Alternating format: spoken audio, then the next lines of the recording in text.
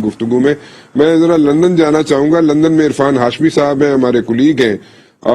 He has come up with the story कि राना शमीम साहब जो है, जो गिलगित बल्तिस्तान के चीफ जस्टिस रह चुके हैं, उन्होंने एफिडेविट जो साइन किया था मियां मोहम्मद नवाज शरीफ साहब की मौजूदगी में किया था।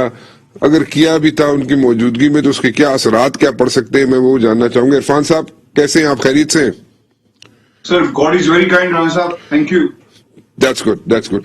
अच्छा, अगर मियां नवाज शरीफ साहब, राना शमीम साहब ने अगर एफिडेविट साइन किया था और मियां मोहम्मद नवाज शरीफ साहब की मौजूदगी में किया था तो उसका क्या इम्पैक्ट हो सकता है?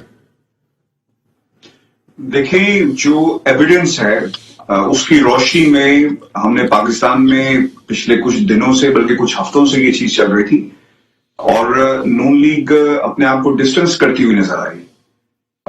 ये बयान हल्फी क्यों लाया गया, इसकी टाइमिंग कितनी इंपॉर्टेंट थी, इसका फायदा किसको होगा, और फिर हमने ये भी देखा कि तीसरी शहादत आ गई, गवाही आ गई बेगुनाही की, ऐसे बयान चले हैं। अब राना साहब मसला ये है कि फायदा किसको होना है ये सब लोग जानते हैं। हमारा एज ए जर्नलिस्ट जो काम था कि हम इस नतीजे तक पहुंच सके, बात की तह तक पहुंच सके कि ये एफिडेविट कहां पे साइन हुआ, किसकी मौजूदगी में साइन हुआ और क्यों किया गया। तो एविडेंसेस जो हमारे पास मौजूद हैं वो बड़े रेलेवेंट हैं और बहुत ही जबरदस्त किस्म की है, जिसे कोई भी इनकार नहीं कर सकता। और जिस बुनियाद के ऊपर ये मैंने खबर दी, मैं आपके सामने और आपके सुनने वालों के सामने तीन चीजें मैं रख देता हूं और जिससे ये चीज क्लियर हो जाती है। एविडेंस राज साहब जो मौजूद हैं उसमें तीन बातें कही गई हैं। अच्छा, एविडेंस में कहा गया कि when asked in the evidence that was which office, like here in London, क्या वो ऑफिस कौन सा ऑफिस है, क्या वो लंदन में है, तो जवाब आगे से आता है कि marble arch.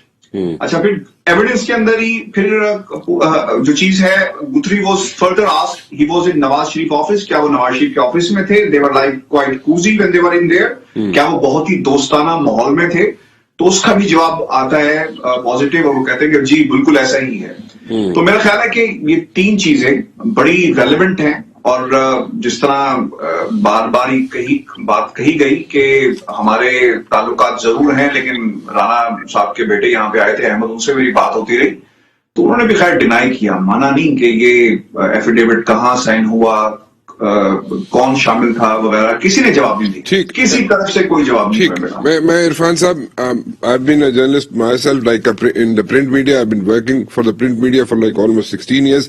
I will not ask the source, मैं नहीं पूछूंगा आपसे सोर्स, क्योंकि सोर्स ना तो आपको बताना चाहिए ना मैं पूछूंगा। लेकिन मैं ये जरूर जानना चाहूंगा कि मैंने जो बात पूछी कि इसका इम्पैक्ट क्या पड़ेगा। There are so many people out there who are cosy with से नवाज शरीफ साहब, there cosy with Shahbaz Sharif साहब, there cosy with like Imran Khan साहब, there cosy with like Zardari साहब। सो इम्पैक्ट इसका क्या पड़ेगा इस एफिडेविट का अगर उनकी मौजूदगी में साइन हो? That's what I really want to know, because I don't know, आप हमें एजुकेट करें अबाउट लॉ। देखिए, मैं आपको बताता हूँ क्योंकि it's more like a legal question. Pakistan में मुझसे भी किसी और ने भी ये सवाल किया, बल्कि लोग यही पूछ रहे हैं कि इसका इफेक्ट क्या पड़ेगा। बरतानिया में देखिए ये कई जगह से प्रेजेंट नहीं किया गया। लोगों ने ये भी कहा कि इसकी लीगल हैसियत क्या होती है, क्या अगर उसी बिल्डिंग में ये साइन किया गया जिसके लिए बनाया गया था और जो लोग इसके बेनिफिशरीज थे, बरतानिया में तो सर कहीं पे इसे प्रेजेंट नहीं किया गया किसी भी लीगल प्लेटफॉर्म के ऊपर। पाकिस्तान में सर इसका बहुत फर्क पड़ेगा। इन क्वेश्चन है, आपको याद होगा जो मौजूद अदालत ने भी ये सवाल किया था कि इसको यहाँ पे इस बयान हल्फी को अदालत में लेकर आए, इससे आपकी जो नेक नियति है उसका पता चल जाएगा। फिर टाइम लिया गया, फिर बाद में आ गया। तो ये पाकिस्तान में राना साहब इसका इम्पैक्ट जरूर पड़ सकता है क्योंकि टाइमिंग बड़ी इंपॉर्टेंट है, हमें याद रखनी चाहिए। अपीलें चल रही हैं। I understand, you're right. अपीलें चल रही हैं और उसका इम्पैक्ट पड़ेगा, और उसका इम्पैक्ट अगर पड़ेगा तो देन अगेन अभी जो एक और चीज में आगे इससे चलना चाहूंगा इरफान साहब, मैं ये जानना चाहूंगा कि what is the ground reality like for Mian Mohammad Nawaz Sharif साहब as far as his stay is concerned in London, England. देखिए जी, बड़ा क्लियर है। हमारी इतलात के मुताबिक सोर्सेज जो हमें कंफर्म करते हैं, ट्राइब्यूनल में अगले महीने इसकी तारीख गालिबन है, डेट में भी कंफर्म हो जाएगी। It's a public hearing, anybody can go and attend that. और उसके तराजू में आपको बताता चलूं कि पहले होम ऑफिस ने उनकी दरखास्त को रद्द किया।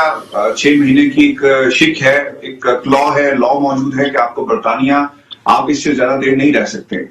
आपको ना साहब याद होगा, मुल्क बरतानिया में क्योंकि लॉकडाउन था तो उसे एक्सटेंशन मिल गई। फिर जब तीसरी एक्सटेंशन के लिए, मजीद एक्सटेंशन के लिए अदालत गए, होम ऑफिस के पास गए तो उन्होंने कहा कि जनाब अब आपको नहीं मिलेगी, दरवाजे खुल गए हैं, एयरपोर्ट चल रहे हैं, आप अपना मुल्क छोड़ें और फिर बाद में वापस आए। अब जो हमारी अंडरस्टैंडिंग है, चूंकि नवाज शरीफ साहब का पासपोर्ट एक बहुत बड़ी हर्डन है, अगर वो बरतानिया से चले जाते हैं तो फिर वापस किस तरह आएंगे। तो इस बुनियाद के ऊपर उन्होंने होम ऑफिस में जो ग्राउंड्स ली और फिर उसको ट्राइब्यूनल में हम जा रहे हैं, वो जाहिर सी बात है बीमारी की बुनियाद है जिसकी वजह से वो बरतानिया में रहना चाहते हैं।